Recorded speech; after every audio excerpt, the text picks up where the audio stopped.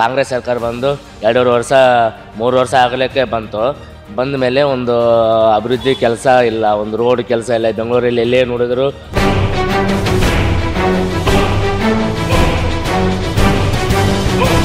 ಸಿದ್ದರಾಮಯ್ಯವರು 10 kg ಅಕ್ಕಿ ಕೊಡ್ತೀನಿ ಅಂತ ಅಂದ್ಬಿಟ್ಟು ಜನರಿಗೆ ಯಾಮರಿಸ್ಬಿಟ್ಟು ಬರೀ 5 kg ಅಕ್ಕಿ ಕೊಟ್ಟಿದ್ದಾರೆ, ಬರೀ 5 kg ಅಕ್ಕಿ ಕೊಟ್ಟಿದ್ದಾರೆ.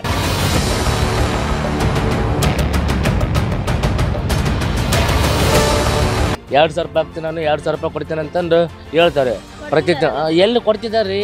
ಅದು ಎಲೆಕ್ಷನ್ ಏನೇ 2 ತಿಂಗಳಿದ್ದಾಗ ಅವಾಗ ಒಂದು 2 ಸಾರಿ 3 ಸಾರಿ ₹2,000 ಹಾಕಿಬಿಟ್ಟು ಎಲೆಕ್ಷನ್ ಟೈಮಲ್ಲಿ ಒಂದು ಬೋಂಗಿ ನಾಟಕ ಎಬ್ಬಿಸ್ತಾರೆ. ಕಾಂಗ್ರೆಸ್ನವರು ಒಂದು ನಾಟಕ ಎಬ್ಬಿಸ್ತಾರೆ, ಬೋಂಗಿ ನಾಟಕ. ಕರೆಂಟ್ ಬಿಲ್ ಫ್ರೀ ಅಂತ ಅಂದ್ಬಿಟ್ಟು ಆಮೇಲೆ ಕರೆಂಟ್ ಬಿಲ್ ಎಲ್ಲ ಜಾಸ್ತಿ ಬರ್ತಾಯಿದೆ. ಎಲ್ಲದ್ರ ಮೇಲೆ ಟ್ಯಾಕ್ಸ್, ಎಲ್ಲದ್ರ ಮೇಲೆ ರೇಟ್ ಜಾಸ್ತಿ. ಹಾಲು ತೊಗೊಂಡ್ರೆ ಹಾಲಿನ ರೇಟ್ ಜಾಸ್ತಿ.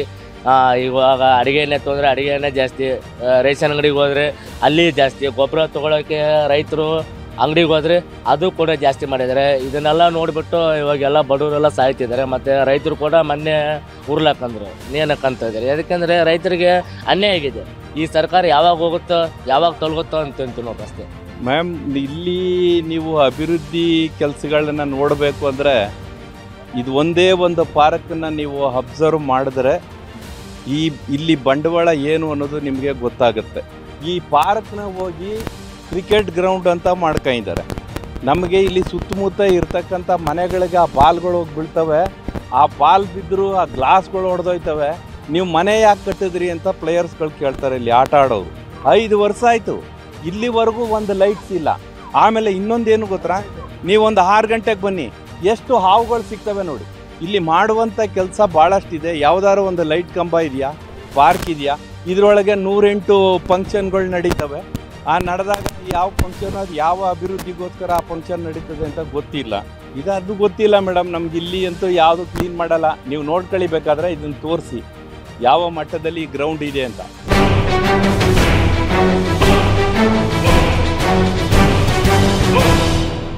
ಇವಾಗ ಏನು ಕಾಂಗ್ರೆಸ್ ಸರ್ಕಾರ ಬಂದಿದೆ, ಕಾಂಗ್ರೆಸ್ ಸರ್ಕಾರ ಬಂದು 2.5 ವರ್ಷ 3 ವರ್ಷ ಆಗಲಿಕ್ಕೆ ಬಂದ ಮೇಲೆ ಒಂದು ಅಭಿವೃದ್ಧಿ ಕೆಲಸ ಇಲ್ಲ, ಒಂದು ರೋಡ್ ಕೆಲಸ ಇಲ್ಲ. ಬೆಂಗಳೂರಲ್ಲಿ ಎಲ್ಲೇ ನೋಡಿದ್ರು ರೋಡ್ ಸರಿಯಾಗಿಲ್ಲ, ಒಂದು ರೋಡ್ ಸರಿಯಿಲ್ಲ. ಏನೋ ಒಂದು 5 ಗ್ಯಾರಂಟಿ ಕೊಟ್ಟಿದ್ದಾರೆ. ಬಸ್ ಫ್ರೀ ಮಾಡಿದ್ದಾರೆ. ಬಸ್ ಫ್ರೀ ಮಾಡಿಬಿಟ್ಟು ಓದೋ ಹುಡುಗರಿಗೆ ಎಲ್ಲ ಜನರಿಗೆಲ್ಲ ಭಾಳ ತೊಂದರೆ ಆಗಿದೆ. ಯಾಕಂದರೆ ಇವರು ಬಸ್ ಫ್ರೀ ಮಾಡಿದ್ದಾರೆ, ಹೆಣ್ಮಕ್ಳಿಗೆ ಅಂತಂದು ಬಸ್ ಫ್ರೀ ಮಾಡಿದ್ದಾರೆ.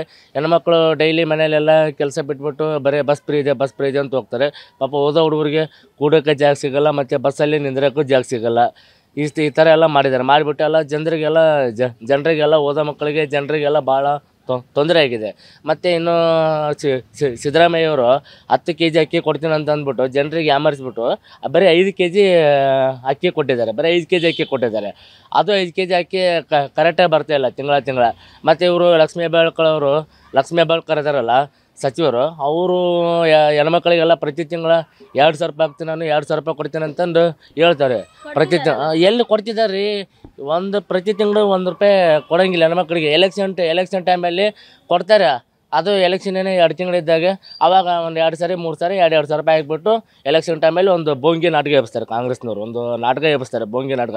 ನಾವೆಲ್ಲ ಗ್ಯಾರಂಟಿ ಕೊಟ್ಟಿದ್ದೆ, 5 ಗ್ಯಾರಂಟಿ ಕೊಟ್ಟಿದ್ವಿ, ನಿಮಗೆಲ್ಲ ತಿಂಗಳ ಕರೆಕ್ಟಾಗಿ ₹2,000 ಕೊಡ್ತೀವಿ, ಮತ್ತು ಆಮೇಲೆ ನಿಮಗೆಲ್ಲ ಕರೆಂಟ್ ಬಿಲ್ ಫ್ರೀ, ಅದು ಫ್ರೀ, ಎಲ್ಲ ಫ್ರೀ ಅಂತಂದು ಹೇಳ್ಬಿಟ್ಟು ಜನರಿಗೆಲ್ಲ ಯಾಮರಿಸ್ಬಿಟ್ಟು ಜನರಿಗೆಲ್ಲ ಒಂದು ಬೋಂಗಿ ನಾಟಕ ಎಬ್ಬಿಸ್ತಾರೆ. ಎಲೆಕ್ಷನ್ ಟೈಮ್ ಬರೋಲ್ಲ, ಕರೆಂಟ್ ಬಿಲ್ ಫ್ರೀ ಅಂತಂದರು. ಕರೆಂಟ್ ಬಿಲ್ ಫ್ರೀ ಅಂತ ಅಂದ್ಬಿಟ್ಟು ಆಮೇಲೆ ಕರೆಂಟ್ ಬಿಲ್ ಎಲ್ಲ ಜಾಸ್ತಿ ಬರ್ತಾಯಿದೆ. ಪಾಪ ನಮ್ಮ ಇವ್ರು ಏನು ಮಾಡಿದ್ದಾರೆ, ರೈತರು ಹೊಟ್ಟೆ ಮೇಲೆಲ್ಲ ರೈತರೆಲ್ಲ ಬೆಳೆದಿರೋದು ಅದನ್ನೆಲ್ಲ ಕಿತ್ಕೊತಿದ್ದಾರೆ. ಎಲ್ಲ ಪ್ರತಿಯೊಂದು ನಾವು ಏನೇ ತಿನ್ನಲಿ ಏನೇ ಮಾಡಲಿ ಪ್ರತಿಯೊಂದು ಐಟಮು ಎಲ್ಲ ಜಾಸ್ತಿ ಆಗಿದೆ ರೇಟು.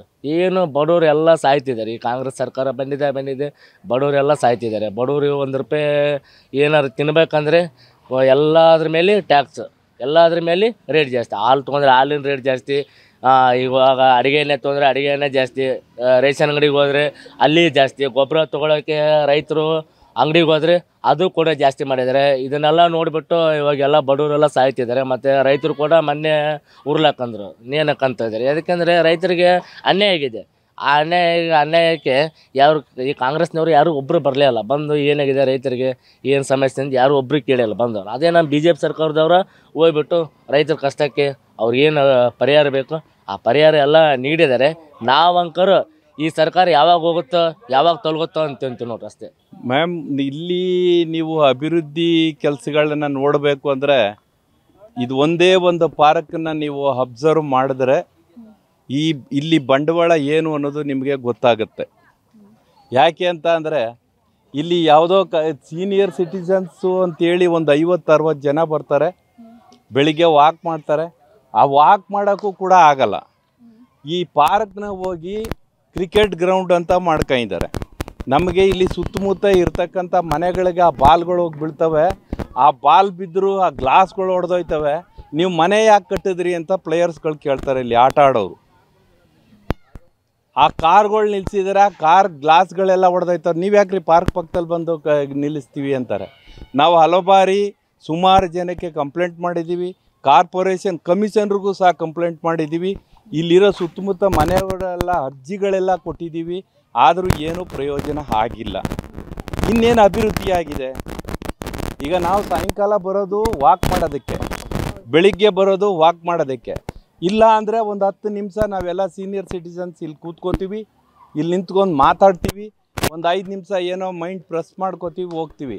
ಈಗ ನೋಡಿ ನಾವು ಇಲ್ಲಿ ಕೂತಿದ್ದೀವಿ, ಆ ಮಕ್ಕಳು ಬುರುಡೆ ಹೊಡೆದ್ರೆ ಎಷ್ಟು ಜನಕ್ಕೆ ತಲೆಗೆ ಬುರುಡೆಗೆ ಹೊಡೆದಿದೆ ಗೊತ್ತಾ? ಒಬ್ಬರು ಅಲ್ಲೊಬ್ಬರು ಯಾರೋ ಒಬ್ಬರು ಬಿದ್ದು 5 ನಿಮಿಷ ಸುಸ್ತಾಗಿ ಹೋಗಿ ನೀರು ತಂದು ಕೊಟ್ಟಿದ್ದೀವಿ. ಇದನ್ನು ಕೇಳೋರು ಯಾರಿದ್ದಾರೆ ಇಲ್ಲಿ? ಯಾರೂ ಇಲ್ಲ, ಕೇಳೋರು ಇಲ್ಲ, ಹೇಳೋರು ಇಲ್ಲ. ಈ ಒಂದು ಪರಿಸ್ಥಿತಿ ಇದರಲ್ಲಿ ಇದೆ. ಸ್ಟ್ರೀಟ್ ಲೈಟ್ ಒಂದೂ ಇಲ್ಲ ಮೇಡಮ್, ಎಲ್ಲ ಒಡೆದೋಗಿದೆ. ಎಲ್ಲ ಕ್ರಿಕೆಟ್ನವರು ಆಡ್ತಾರೆ, ಹೊಡಿತಾರೆ. 5 ವರ್ಷ ಆಯಿತು, ಇಲ್ಲಿವರೆಗೂ ಒಂದು ಲೈಟ್ಸ್ ಇಲ್ಲ. ಆಮೇಲೆ ಇನ್ನೊಂದೇನು ಗೊತ್ತಾ, ನೀವೊಂದು 6 ಗಂಟೆಗೆ ಬನ್ನಿ, ಎಷ್ಟು ಹಾವುಗಳು ಸಿಗ್ತವೆ ನೋಡಿ. ಇಲ್ಲಿ ಹಾವುಗಳು ನಾನು ಹೋಗಿ ಬೇಕಾದ್ರೆ ನೀವು 6 ಗಂಟೆಗೆ ಬನ್ನಿ, ಅಲ್ಲಿ ಸಿಗ್ತವೆ. ನಾವು ಇಲ್ಲಿ ಇವರು ಪಾಪ ನಮಗೆ ಒಂದು ಇದನ್ನು ನಾಗರ ಒಂದು ಇದು ಕಟ್ಟಬೇಕು ಅಂತೇಳಿ ನಿಮ್ಗೆ ನೋಡಿ ಅಲ್ಲಿ ಕಾಣ್ತಾ ಇದೆ. ಅಲ್ಲಿ ಸುಮಾರು 1 ಲಕ್ಷ ರೂಪಾಯಿ ಖರ್ಚು ಮಾಡಿದ್ರು. ಇಲ್ಲಿ ಬರುವಂಥ ಜನರು ಸೀನಿಯರ್ ಸಿಟಿಜನ್ಸು ಇವರು ಎಲ್ಲಾದ್ರೂ ಅಲ್ಲಿ ಒಂದು ನಾಗರ ಕಟ್ಟೆನ ಕಟ್ಟಿ ಬಂದವರು ಏನೋ ಹಿರೀಕರು ಒಂದು ದರ್ಶನ ಮಾಡ್ಕೊ ಹೋಗ್ತಾರೆ, 4 ಜನ ಕೈ ಮುಗ್ದು ಹೋಗ್ತಾರೆ ಅಂತೇಳಿ ಒಳ್ಳೆ ಕೆಲಸ ಮಾಡ್ತಾಯಿದ್ರು ನಮ್ಮ ಮುನಿಯಪ್ಪಣ್ಣವರು.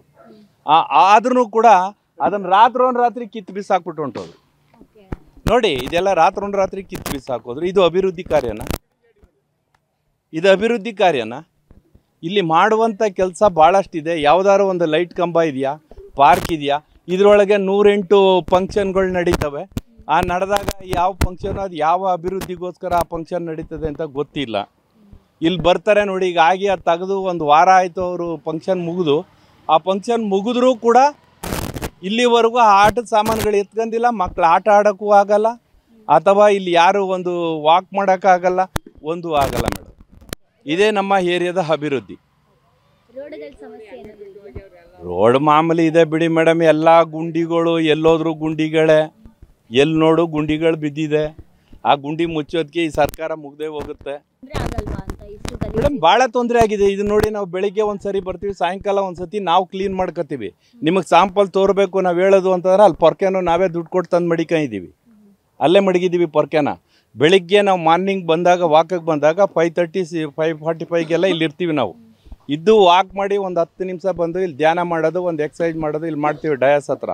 ಅದಕ್ಕೆ ಇದನ್ನು ನಾವು ಕ್ಲೀನ್ ಮಾಡ್ಕೋತೀವಿ. ಬೆಳಿಗ್ಗೆ ಡೈಲಿ ಒಬ್ಬರು ನಾವೊಂದು ಪಟ್ಟಿ ಮಾಡ್ಕೊಂಡಿದ್ದೀವಿ, ಇವತ್ತು ನೀನು ಗುಡಿಸ್ಬೇಕು, ಇದು ಮಾಡಬೇಕು ಅಂತ. ಮತ್ತು ಈ ಸರೌಂಡಿಂಗ್ ಎಲ್ಲ ಗಿಡ ಅದೆಲ್ಲ ಗುಡಿಸಿ ನಾವು ಮಾಡ್ತಾ ಇರ್ಬೇಕಾದ್ರೆ ಯಾವಾಗ ಈ ಫಂಕ್ಷನ್ಗಳು ಅದು ಇದು ಶುರುವಾಗಿ ಪೇಪರು, ಊಟ, ತಿಂಡಿದು ಎಲ್ಲನೂ ಇಲ್ಲಾಗ ಶುರು ಆಯಿತು, ನಾವು ಬಿಟ್ಬಿಟ್ಟಿದ್ದೀವಿ. ಯಾರೂ ಮಾಡಲ್ಲ. ಇಲ್ಲಿವರೆಗೆ ಯಾರು ಮಾಡಿದ್ದಾರೆ ಕೇಳಿ ನೋಡಿ, ಯಾರೂ ಬಂದಿಲ್ಲ.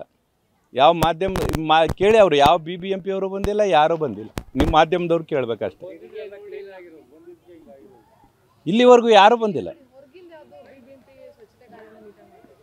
ಅದು ಗೊತ್ತಿಲ್ಲ ಮೇಡಮ್ ನಮ್ಗೆ. ಇಲ್ಲಿ ಅಂತೂ ಯಾವುದು ಕ್ಲೀನ್ ಮಾಡಲ್ಲ. ನೀವು ನೋಡ್ಕೊಳ್ಬೇಕಾದ್ರೆ ಇದನ್ನು ತೋರಿಸಿ ಯಾವ ಮಟ್ಟದಲ್ಲಿ ಗ್ರೌಂಡ್ ಇದೆ ಅಂತ. ಇನ್ನು 3 ತಿಂಗಳು ಬಿಟ್ಟು ಬಂದರೂ ಹೀಗೆ ಇರುತ್ತೆ, ಅದು ಯಾರೂ ಮಾಡಲ್ಲ. ಅದೇ ಇವ್ರು ಏನಾದ್ರು ಕ್ರಿಕೆಟ್ನವರು ಟೂರ್ನಿಮೆಂಟ್ ಮಾಡಿದ್ರೆ ಆವಾಗ ಪಾಪ ಇದನ್ನೆಲ್ಲ ಹಾಯಿಸ್ಬಿಟ್ಟು ಕ್ಲೀನ್ ಮಾಡಿಸಿ ಆವಾಗ ಅವ್ರ ಪಟ್ಟೆ ಹಾಕ್ತಾರೆ, ಆವಾಗ ನಾವು ಯಾರೂ ಮಾಡೋಂಗಿಲ್ಲ.